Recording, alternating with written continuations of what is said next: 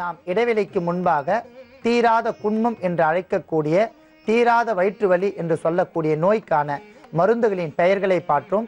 அவற்றில் இருந்து நாம் நெல்லிக்கனி, பூண்டு மற்றும் இஞ்சி இவை மூன்றையும் மட்டும் தனித்தனியாக எடுத்துக்கொண்டு சாறாக நாம் எடுத்து வைத்துள்ளோம்.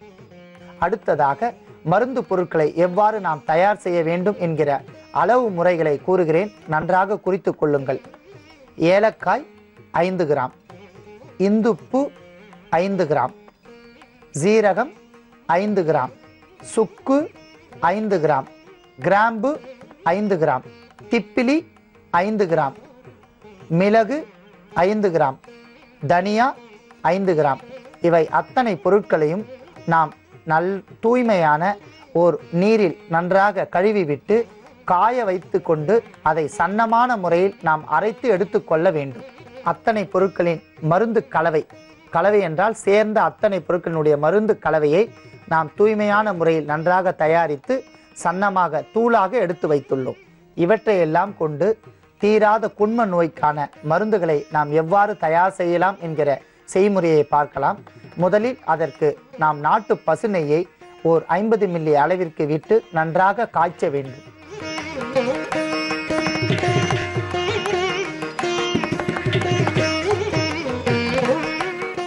அன்பான நேயர்களே, நெய் நன்றாக உருகிவிட்டது. அப்படி என்றால் நன்றாக காய்ந்து விட்ட பசு நெய்யில் நாம் முதலில் ஒரு தேக்கரண்டி, முழுமையான தேக்கரண்டி அளவிற்கு நெல்லிக்கனி சாறு சேர்க்க வேண்டும்.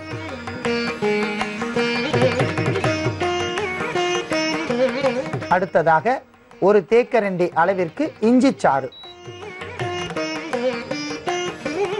அடுத்ததாக ஒரு தேக்கரண்டி அளவிற்கு பூண்டு சாறு. பசு நெய்யில் 3 சாறுகளையும் சேர்த்து ஓரிரு நிமிடங்கள் கொதிக்க வைக்கவும்.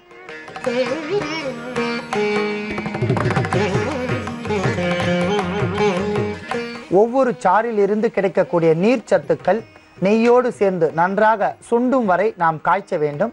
அடுத்ததாக நாட்டு பசும்பால் ஒரு முழு அளவு தேக்கரண்டி,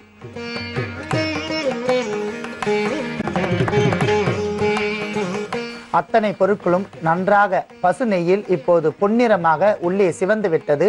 அடுத்ததாக நாம் அத்தனை மருந்து பொருட்களையும் 5 கிராம் அளவிற்கு எடுத்து அரைத்து வைத்த கலவையில் இருந்து 3 முழு தேக்கரண்டி அளவிற்கு சிறிது சிறிதாக சேர்த்து கிளறிக்கொண்டே இருக்க வேண்டும்.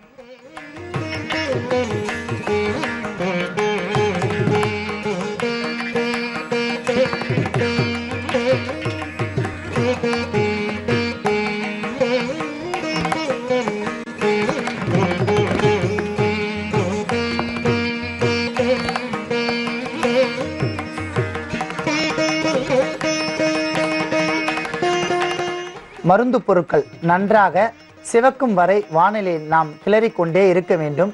ஏனென்றால் அத்தனை பொருட்களும் பச்சையாக இருந்தால் அந்த பரிபூரண மருத்துவ குணங்கள் அதற்கு இருக்காது. நன்றாக காய்ந்த பசுநெய்யில் அத்தனை பொருட்களும் சிவக்கும் வரை நன்றாக வேக வேண்டும். மருந்து பொருள் பசுநெய்யில் நன்றாக சிவந்து விட்டது. சிவந்த அந்த மருந்து பொருளை ஒரு வகையான கிரேவி என்பார்கள். அந்த கிரேவி தன்மையுடன் இருக்கக்கூடிய பொருளை நாம் எடுத்துக்கொள்ளலாம்.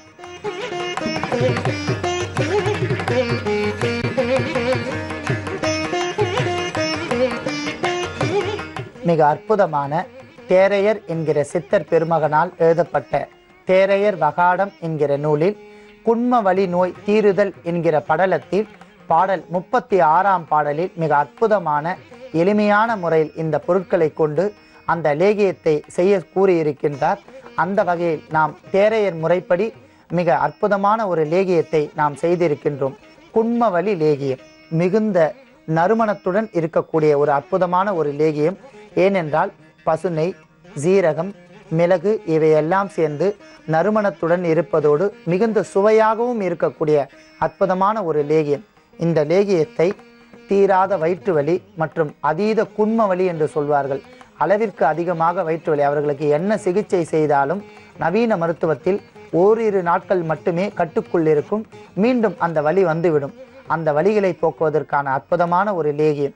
இந்த லேகியத்தின் மற்றொரு 3 பயன்கள் என்னவென்றால், அதீதமாக இருக்கக்கூடிய கேஸ் டபுள் காற்று பிரிதல் பரிபூர்ணமாக இருக்கும். மார்பு பகுதியில் ஏதேனும் அடைப்புகள் இருந்தால் அந்த அடைப்புகளை சரி செய்யக்கூடிய ஆற்றல் இருக்கும்.